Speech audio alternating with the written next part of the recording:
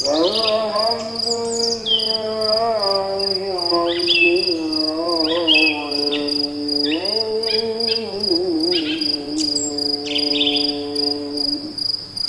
kemarin ada teman saya, dia seorang dokter. Saya ngelihat dia senyum sama saya. Saya bilang, tulang belakangmu mencong. Gitu.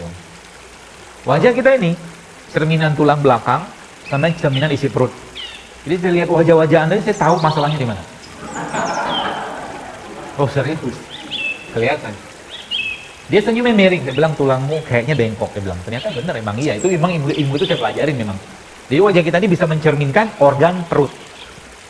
Ya, apalagi dulu wajahnya persegi, sekarang rembulan, bulat gitu kan, banyak masalah itu.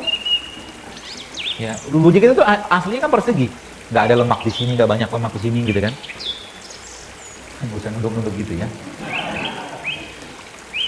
Ya, karena memang perut kita cerminannya akan tampak di wajah. Saya bilang ginjalmu masalah, saya bilang. Kamu bisa tidur ya? Iya ya. Macam-macam saya mencoba menanyakan itu berdasarkan keluhan dari organ yang ternyata cocok. Ya. Jadi ada kayak orang, misalkan nih, ada apa tuh namanya, kantong mata itu atau hitam di situ, itu masalah loh. Nggak bisa dihilangin dengan make up, nggak bisa. Dihilangin dengan cara apa? Dia harus tidur, istirahat. Dia harus makan tumbuhan, saya sebutnya produksi tangannya Allah, yang bisa memperbaiki fungsi limpanya kalau nggak ginjalnya. Di mana itu dapatkan? Rempah, bumbu, ya, bumbu-bumbuan. Ya, misalkan apa? Ya, ketumbar, lada, gitu loh, atau serai, gitu. Jadi kelihatan di wajah kita tuh cerminan. Bahkan saya ngelihat ada teman saya, dia putus sama suami. Saya bilang ini kayaknya, saya nggak ngomong sama dia, tapi saya ngelihat, saya bilang kayaknya suaminya berat. Saya bilang mungkin nggak lama ajalnya. Saya bilang dalam hati. Ternyata benar mati, karena dilihat dari matanya, saya lihat matanya, bibirnya, di sininya, saya bilang ini ginjalnya udah habis. Saya bilang ternyata benar, suami itu gagal ginjal, dan akhirnya nggak lama, nggak ada 3 bulan, 2 bulan setelah saya sempat kontak-kontakan sama dia tuh meninggal suaminya. Jadi wajah kita tuh bisa menggambarkan isi perut kita. Ya, jadi mau kata Anda, ada beberapa yang di IG saya tuh orang-orang yang share-share tentang hidup sehatnya segala macam gitu kan. Saya bilang, apa yang Anda makan di kesendirian Anda akan Anda tampakkan hasilnya di keramaian. Maksudnya paham ya? Jadi mau kata nyuri-nyuri makan gorengan, nasi goreng, misalkan gitu kan, di kesendirian kita akan tampak dari mana? Jadi badan kita nanti di keramaian. Maksudnya akan dia, tubuh kita tuh tidak akan bisa dibohongin gitu aja, tenang aja lah. Nggak bisa. Ya makanya Ramadan harusnya menjadi bulan bersih-bersih. Kalau bersih-bersih kolbu saya kan udah paham semua lah. Ya. Yang jadi masalah bagaimana caranya kita membersihkan badan kita selama Ramadan. Jangan lagi banyak sampah yang masuk. Sebagian sudah saya share di IG sebenarnya. Resep sehat selama 30 hari Ramadan. Ya. Kurang nggak makan, memang bulan Ramadan jangan lagi menjadi bulan kita kekenyangan. Bulan Ramadan harusnya menjadi bulan yang kita tidak lagi banyak makan. Lebih banyak melaparkan diri kita. Ya. Tapi ada caranya. Caranya gimana? Caranya kalau misalnya kita cerita tentang berbuka nih. Kita tentang berbuka, maka berbukanya ikutin berbukanya Nabi. Nabi berbuka pakai apa? Pakai kurma basah atau rusop. Kalau nggak ada kurma basah, Nabi SAW berbuka pakai kurma kering. Kalau nggak ada kurma kering, berbuka pakai apa? Pakai air putih. Itu diikutin dulu. Habis itu apa yang Anda makan?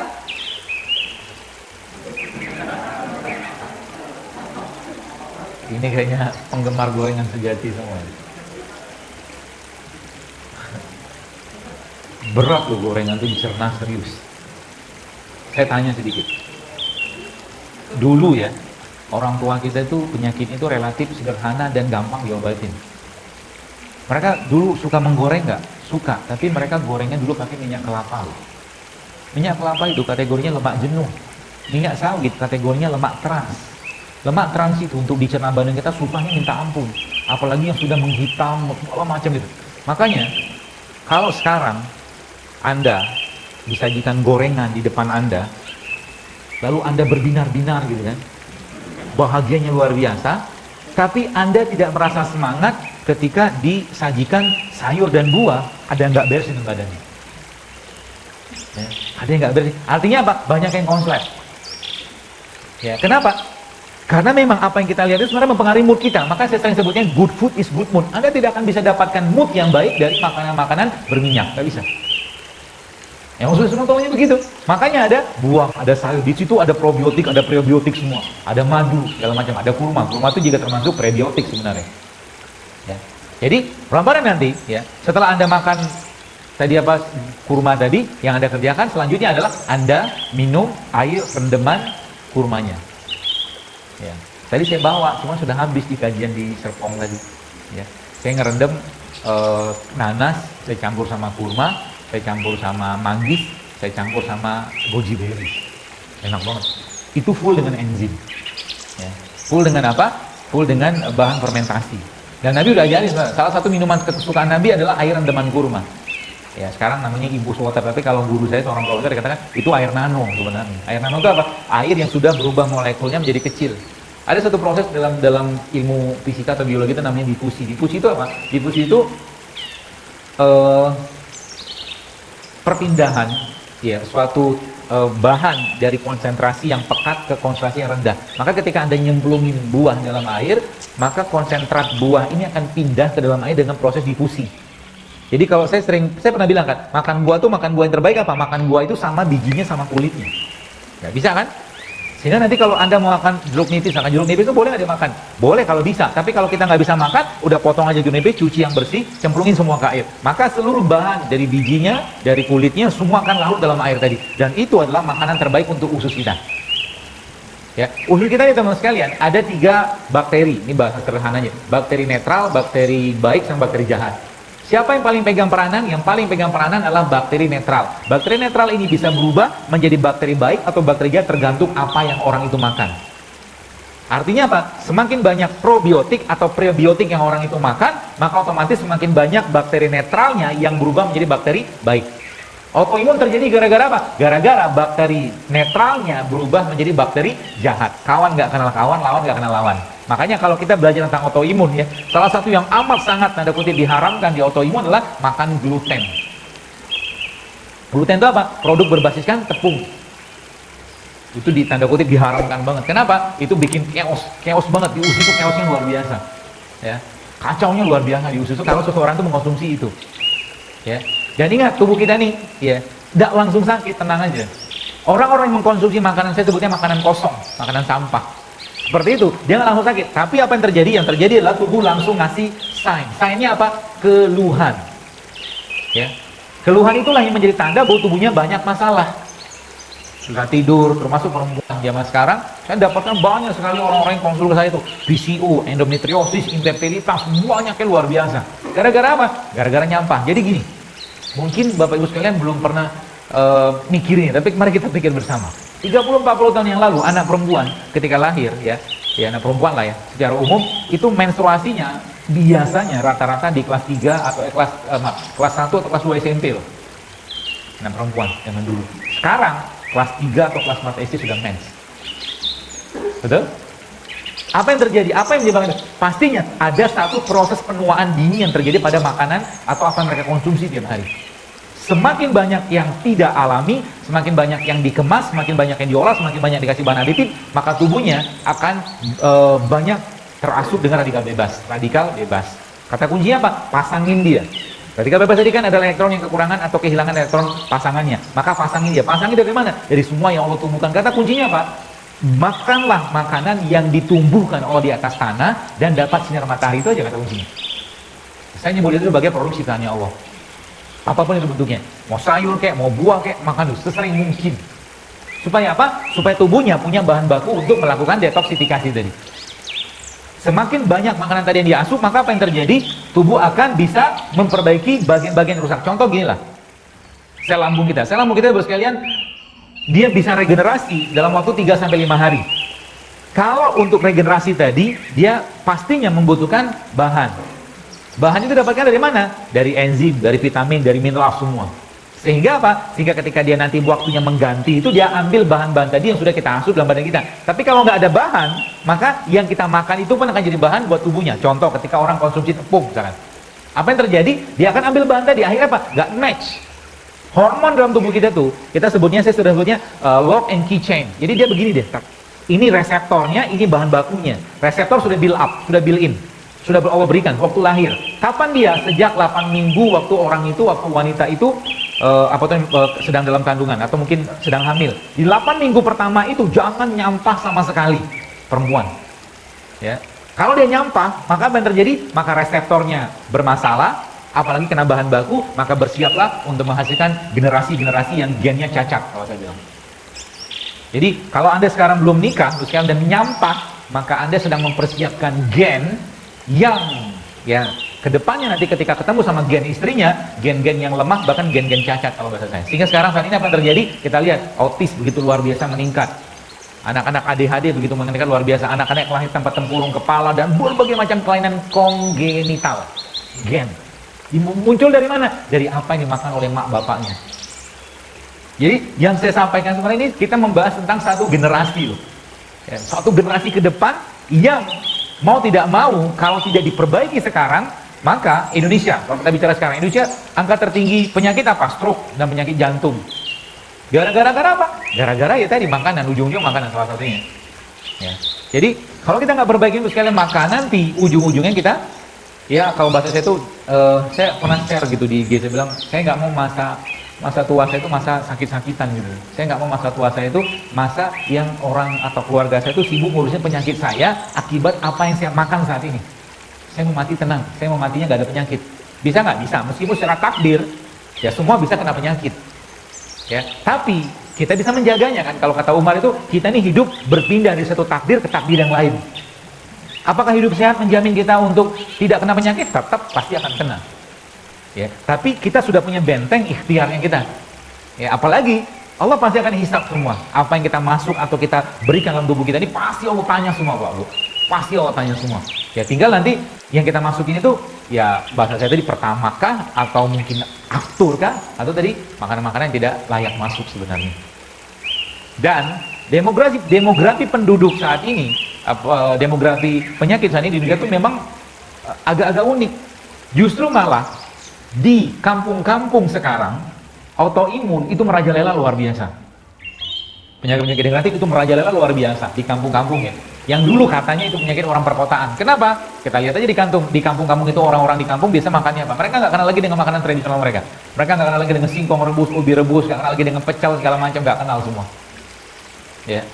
Apa yang terjadi berikutnya adalah ya tadi tubuhnya terasup dengan bahan-bahan yang tidak layak masuk. Ya. Jadi bahasa sederhananya apa? Back to real food. Back to real food. Ya makanya nanti Ramadan sekalian. Caranya gimana? Caranya Anda mulai stop tuh yang 5 hal tadi. Mulai stop. Kalau mau sehat. Ya. Supaya apa? Supaya tarawihnya nggak ngantuk-ngantuan. Ya.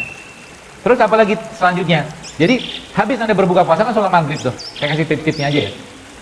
Terus habis itu ngapain? Anda makan buah. Habis sholat maghrib.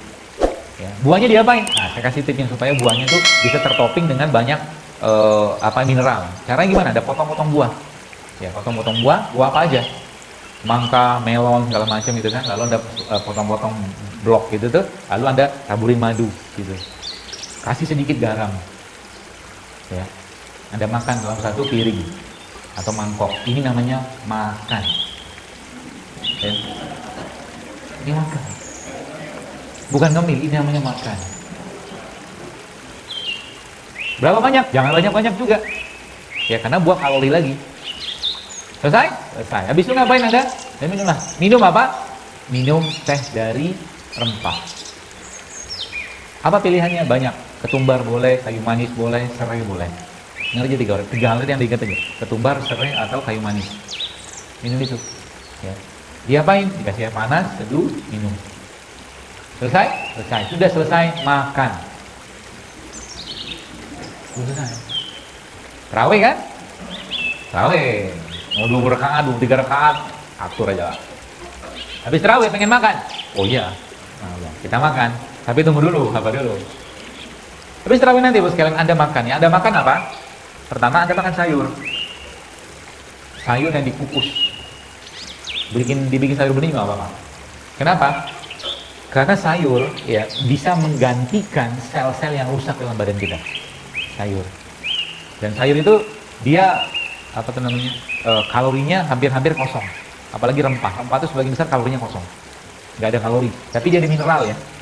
Kerupuk satu bungkus itu, ukuran segini lah gitu kan, itu bisa sekitar 200-300 kalori lah, tapi kosong nutrisi, kan nutrisi. Ya, jadi kalau Anda makan pecel tapi jangan pakai kerupuknya. Nah, terus sayur tadi Anda coel pakai apa? Pakai sambal. Karena sambal itu enzim. Ya. Dan dalam sayur tadi saran saya Anda masukin di situ paprika. Karena paprika itu punya 4 kali lipat kadar vitamin C lebih tinggi daripada jeruk. Paprika. Oke, dicuel kan pakai itu kan? Habis itu ngapain? Anda makan kacang. Makan kacang. Kacang apa? Saya sarankan beberapa kacang, tapi bukan kacang hijau. Bukan kacang kedelai. Karena kacang hijau sama kacang kedelai, kacang yang cukup tinggi kadar estrogennya. Jadi kalau laki-laki makan itu, maka dia akan berlimpah hormon estrogen. Kalau sering, dia akan jadi laki-laki yang lebay. Oh iya. Ada namanya senoestrogen. Kacang kedelai itu mengandung itu. Ya, makanya susu kedelai itu tidak boleh dikonsumsi oleh laki-laki sering-sering. Ada yang jualan ya?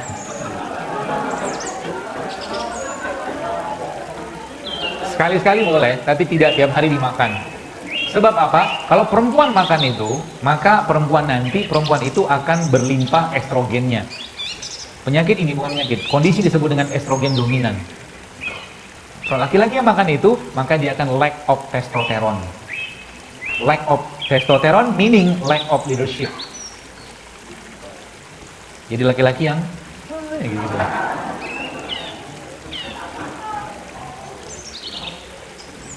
Kacang hijau juga sama sebenarnya. Ya. Berarti ada kacang-kacangan yang kita perlu tahu. Apa kacang-kacangan yang boleh kita makan? Karena kacang itu isinya apa? Protein di lemak. Ya, kemudian apa kacang ini? Misalkan kacang almond atau walnut atau pistachio atau macadamia gitu, atau Brazil nut, kacang Arab. Iya. Kalau tidak ada, tenang. Saya kasih solusi yang lain. Kalau nggak ada, kacang merah boleh. Red bean itu loh. Nah, itu boleh. Murah kan? Alhamdulillah. Ada juga.